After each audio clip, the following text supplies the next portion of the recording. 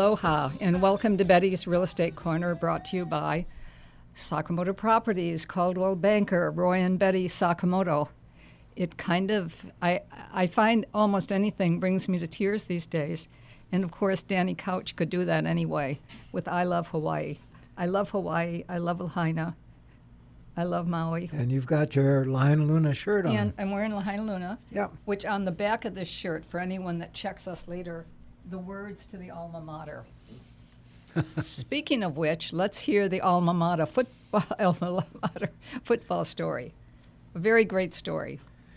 Yeah, last Friday when Kamehameha Maui and Baldwin High School had their first season opening football game up at Kamehameha Maui. Both teams gathered on the field before the start of the game. And traditionally, each school will sing their alma mater before a football game. Both schools got together. They sang the Lahainaluna alma mater. In Hawaiian. Yeah. Totally, Yeah. the way Lahainaluna would do it. I mean, it's a real chicken skin moment. The Kamehameha Maui football team, a lot of the boys wore red socks in honor of Lahainaluna. And a lot of the people in the audience wore red in honor of Lahaina. So, Red shirts, at least. Yeah, and it shows how Maui is a small village, but we come together in times of like the line of fire, and we are a small community, and it's great. We are. I mean, it is a small community. It's all great. And it's amazing how everyone has come together. It's unbelievable that people are pulling together. They're living different places. We met some people that are living at Pineapple Hill right now. I think it's okay to say their name, don't you? The Niesman family? Yeah, sure. And it turns out that we all know the same people, but they were walking their two dogs. One of the dogs was a little unhappy to see me in his territory. But, people have been allowed to come and stay, or they're renting. I'm not sure exactly how it's all working, but I think people are really happy with that part of it. Well, a lot of our second home owners who live on the mainland or Asia or Europe or wherever have opened their homes up to our local citizens, and there are quite a few where we live, second home owners. And we're seeing a lot of local families that are walking around with their children, with their pets. It's great, and it's a wonderful thing. Again, Maui being a small community, it's great that these homeowners who aren't here on island full time will open up their homes to let our displaced residents occupy their homes, and it's fantastic. And like you said, with their kids, their dogs, their cats. There's a lot of Turtles, animals. birds. Turtles, birds. Yeah. It's amazing to just see people. Even Maui Prep now is using the pool at Pineapple Hill, which is short of, it's not an actual Olympic-sized pool. No, it's not regulation size. But the pool in Lahaina can't be used. Right. So the kids are able to come there and swim and, stay, in shape, for their meets, et cetera. No, it's it's everybody's doing whatever they can to help ease the situation. It's tough. Every time you see one of the displaced families, it just breaks your heart. And Lahaina is strong. Lahaina will be stronger. We will rebuild, and that's the future of Lahaina. So many of us are working towards rebuilding Lahaina. And hopefully we rebuild it with the same taste of history that we all recognize and know. So we're working on those items. I think a lot of people are working toward that plan, even just picturing Front Street. Front Street will come back, and it will come back somewhat like it is. I think it will also come back stronger because I think it will be built stronger. Now, hopefully, everybody will kind of go with that, or they find a way to make that happen, because this hopefully will never happen again. And I do think that it was just one of those things. I'm not sure. You know, everybody wants to blame somebody. You want to blame the county or the state or the whoever you can come up with, because sadly, it never should have happened, but it happened, and I think it happened as a combination of things that all came together. But I just don't think there's blame. I mean, there's it's not worth it. I mean, I think we've got to be happy. Yeah, that there's a lot of finger pointing going on, but we've got to move on, and we've got to get back to our normal lives, as normal as we can make them. The kids have to get back to school. The hotels, the condominiums, the restaurants, the shops, whatever's not damaged or destroyed have to reopen, and we have to get some normalcy back in our lives. So, gradually we've seen more and more restaurants starting to open. Perhaps not full-on service as we know it, but just to name a few, we've gone to in West Maui, Java Jazz has breakfast, lunch, and dinner. That's in the Times Market Shopping Center. The Poorhouse Restaurant at Kapalua just reopened. I understand Sea House at Napili Kai will be opening next week. So, more and more people, we've got to get back to having jobs and having customers. Right. You gave me this morning some of the information that I think came out of CNN. I'm not sure exactly where it came from. But, like I was saying a minute ago, we can't blame, anybody. But what they're saying is the islands were not under hurricane warnings. Still, the storms resulting low pressure paired with high pressure to the north created strong winds that would fuel the destruction. I mean, again, I'm not sure that there was a way that anybody could have figured out ahead of time, let's save us from this. I just don't think that was possible. No, it was pretty freaky. Again, a hurricane 400 or 500 miles south of Hawaii. And this high pressure area, I'm not sure how far north of Hawaii it was. And Maui was right in the crosshairs, and Lahaina on Maui. It could have been anywhere in Hawaii. It could have been in central Maui. It could have been on the Big Island. It could have been on Oahu. But Lahaina Maui was the target, and that's where all hell broke loose. 2,200 buildings were damaged in Lahaina alone. 2,200. I mean, it's hard to even possibly envision that. 2,200. And I mean, I think another thing that throws people off is when I first heard that, there's not 2,200 buildings on Front Street. I mean, what are we talking about? Well, we're talking about Front Street, but we're talking, when you come back from there, there's where the Safeway shopping center is, and then to the north of that, there's a huge area that is residential, and that really got beat up bad. I mean, most of that went down. All the houses in Lahaina pretty much went down. Pretty much everything. Pretty much everything. That timeline is kind of interesting. Again, this is CNN's timeline. But starting on Tuesday, August 8th, at 12 a.m., there was a brush fire. This is upcountry, and it covered eventually about 1,000 acres. I think there's a little bit more. But at that time, at least 50 people take cover at an emergency shelter. At 6 a.m. still, or 6:40, something like that. Again, on that same timeline, as the upcountry fires raging, showing on the map hotspots, etc. Smaller brush fire fueled by strong winds from Hurricane Dora, D-O-R-A, near a Lahaina school, prompted evacuations. Fire officials declared it 100% contained just before 9 a.m., but the early fire doesn't yet register on satellite. So again, I just don't see that anybody can make a blame game out of this. No. And then again, following the CNN timeline, at 9:26 a.m., National Weather Service in Honolulu issued a red flag and high wind warning as the fire threat increases. So that didn't come till 9:26. Okay, the next one seems to be 3:30 p.m. A Lahaina fire flare-up prompts evacuation, road closure, and a shelter-in-place advisory on West Maui.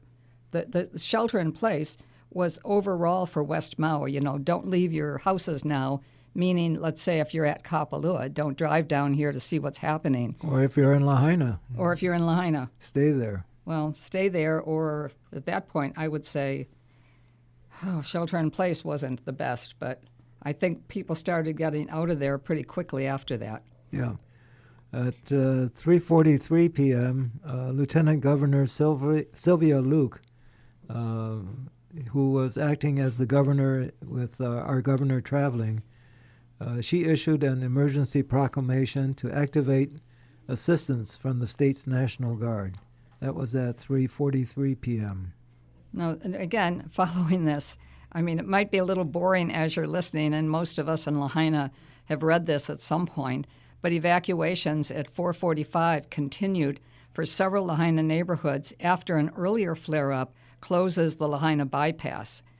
So again, now you've got the bypass closed, which is going to make it even harder to move around. Yeah, and then all hell broke loose after that with, basically downtown Lahaina, the surrounding homes, businesses, and so forth catching fire. People leaving in whatever way they could, some on foot, some on bicycles, some in cars, some jumping into the ocean just to get away from the fire, which spread. The winds were blowing, I understand, like 60, 70 miles an hour. Incredible that actually there aren't more casualties from this. I think you're right. I think if anything, the miracle is that there were probably fewer casualties than there could have been. I still think the number of residents that have died is going to go up as they continue to search and figure things out. But I think that it's going to be a very difficult process to locate and know for sure exactly what happened in any given place, except by maybe earlier phone calls, text messaging, etc. But I think the number is more than we think. But again, if we now just go to today. No, one more thing. Okay, go ahead. Just the 11:52. This is still on Tuesday evening. The Hawaii National Guard deploys on Maui. So just before midnight is when the National Guard started deploying on Maui. This is on that Tuesday night, the night of the fire. Again, we're looking at something right now that was sent to us, and as we go along, you can see cars stuck, different people, fire surrounding, trapped in vehicles. Yeah, I'm sure we've all seen on the news and various clips, maybe Facebook or whatever, film and photos of the fire. It was just totally horrible. It was heart-wrenching and horrible. It's been, again, by the end of this, nobody had power in West Maui. At Kapalua, it took us days to actually get power back, so maybe 3 days, 4 days. Mm-hmm. And it really is amazing how dark it is. You have to prepare to go to bed because you may as well go to bed early because it is pitch dark. We had a lot of the candles that we could, light up on our stairs, etc. But, once it was dark, it was depressing. At that point, again, it got really difficult, and you didn't really know at that point what had happened. No, we had no television. We don't have a portable radio, so we had no idea. We have one now. Yes. Yes, we do. But we had no idea the extent of damage that was happening in Lahaina. At night, we could see the red glow, and it didn't look good, but we had no idea as far as the extent of damage. And I'm sure everybody here on Maui knows someone that perished in the fire, or is aware of someone close to them that perished in the fire, and it's very sad. You know, we lost a very good friend, Buddy, who was a musician, played all over Maui. Used to play for or with a good friend of ours, Sunny Knight. Sunny Knight, and and Sunny passed away a few years ago, but that was late 70s, I think, or early 80s. We'd run into Buddy every now and then, usually around the post office or one of the shopping centers, and the Napili Market. I would see Buddy still, and give a big hug and hey, how you doing, brah, and all that. And Buddy always had a great smile. Played a hell of a guitar, played a hell of a ukulele, and Buddy was one of the unfortunate few who passed away in the fire. And knowing Buddy, he was probably trying to do something heroic, trying to help someone. That was his nature, whether he was trying to help someone else get out of his apartment building or whatever. But Buddy didn't make it, and we are extremely sad. And our hearts go out to Buddy's family, his friends. Buddy, hui ho, take care. I know you're playing your music up there. Well, I say the same thing. And Buddy, thanks for being a very special friend of mine. Anytime I saw him, I felt better. It's hard to even explain it, but you would just see him and, you know, you'd start talking about old times and when we were all hanging out at different places and et cetera. We don't hang out so much anywhere anymore. No, we don't. But it was a great time Yeah. when we used to be different places and spending time. Buddy was amazing. And I've just got to say, he's one of those people in the world that always made me feel a little prettier, a little special, a little perfect. I'll always miss Buddy. Oh, totally. Absolutely. We had no idea that Buddy had passed during the fire, but as the names are slowly appearing, you know, the casualties for the fire, it kind of hit us right in our hearts. So Yeah, Buddy, just would never. There's nobody the way he must have heard.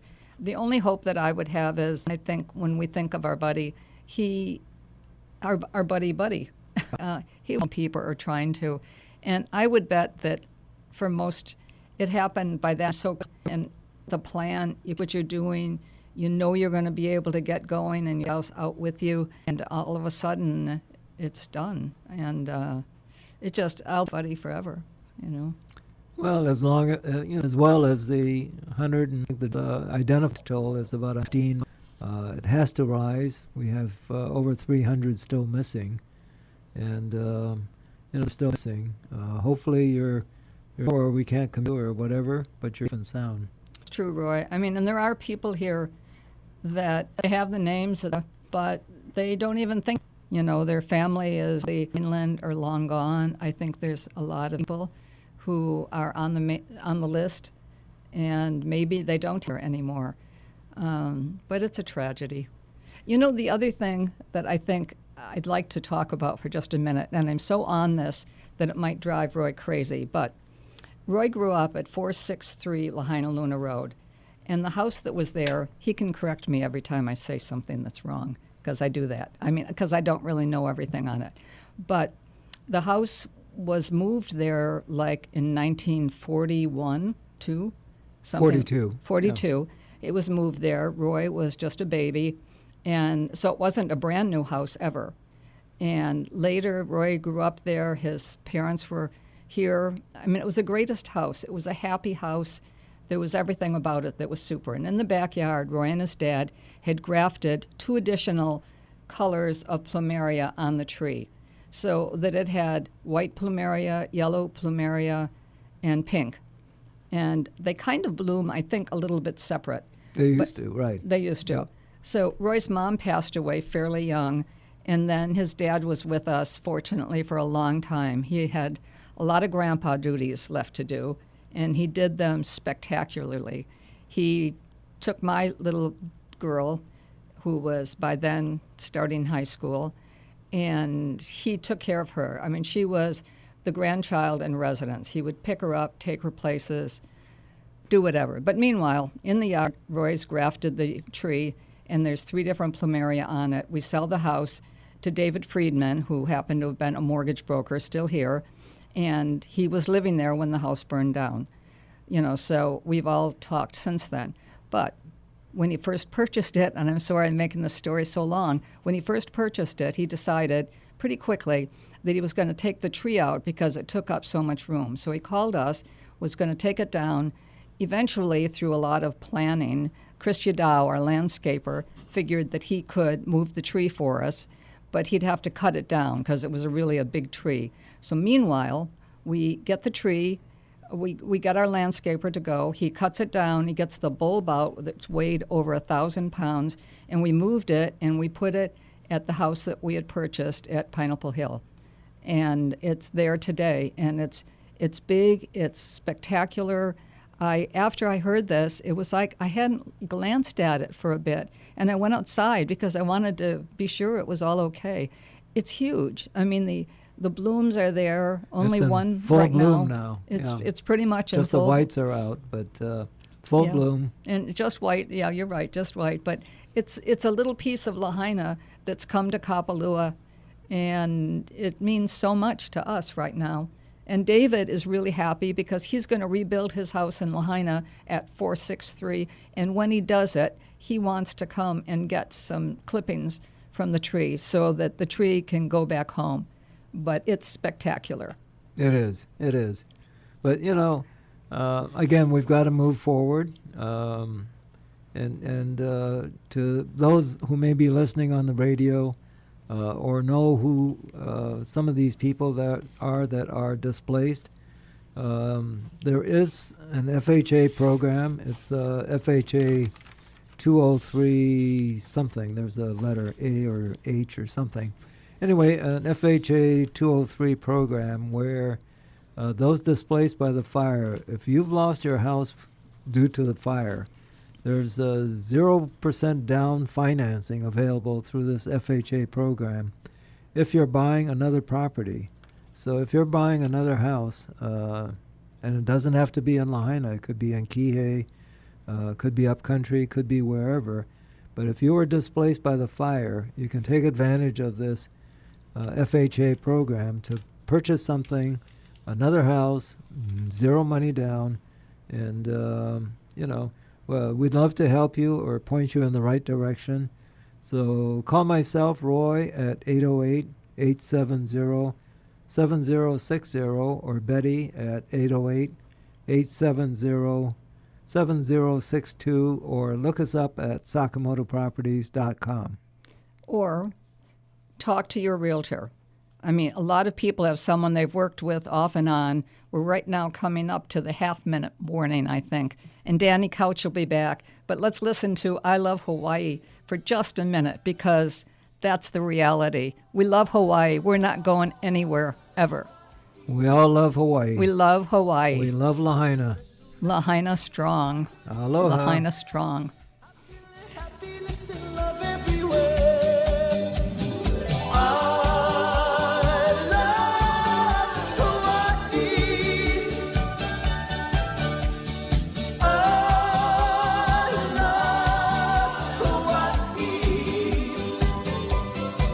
And when I come back to you so